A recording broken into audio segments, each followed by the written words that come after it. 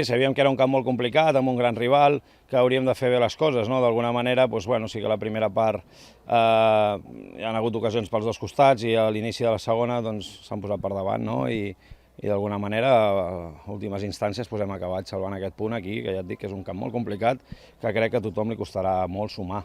Yo entiendo que se puede equivocar. Un partido que no ha ocurrido nada, un partido limpio, un partido totalmente de guante blanco sin ninguna intervención. Un árbitro que lo hace muy bien, como suele hacerlo Paul. O sea, ha sacado una tarjeta en todo el partido a Ferran por cortar en una contra, ¿de acuerdo? Hacemos un cambio. El jugador está más cerca, es cierto, de la banda opuesta para salir de allí. Sale, ¿de acuerdo? Con la inercia de venirse para aquí. Se gira, aplaude la afición, ¿de acuerdo? Se da la vuelta y el árbitro coge y le saca tarjeta. Bueno, la verdad que el partido ha sido complicado. La verdad que no hemos estado a la altura del partido. Creo que nos han ganado en muchas facetas del juego. Yo creo que bueno, no hemos hecho sin balón, no hemos estado bien sobre todo en la presión. Y con balón nos ha faltado mucho más. Nos ha faltado mucho más ritmo, mucha más continuidad, muchas más llegadas. Y la verdad que no es un partido para estar contentos.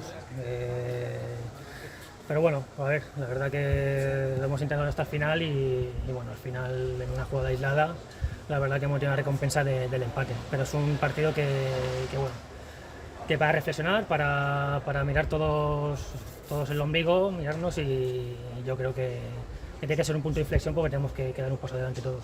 Justament aquesta jugada que estàs comentant, que ha sigut amb el gol teu, ha salvat un punt, el descompte més, no sé com ha sigut la jugada i el teu punt de vista de com ha estat la jugada del gol. Bueno, sé que es verdad que a pesar de que hoy no hemos estado en juego del todo bien, yo creo que una de nuestras virtudes es la estrategia, tanto los corners como los saques de banda.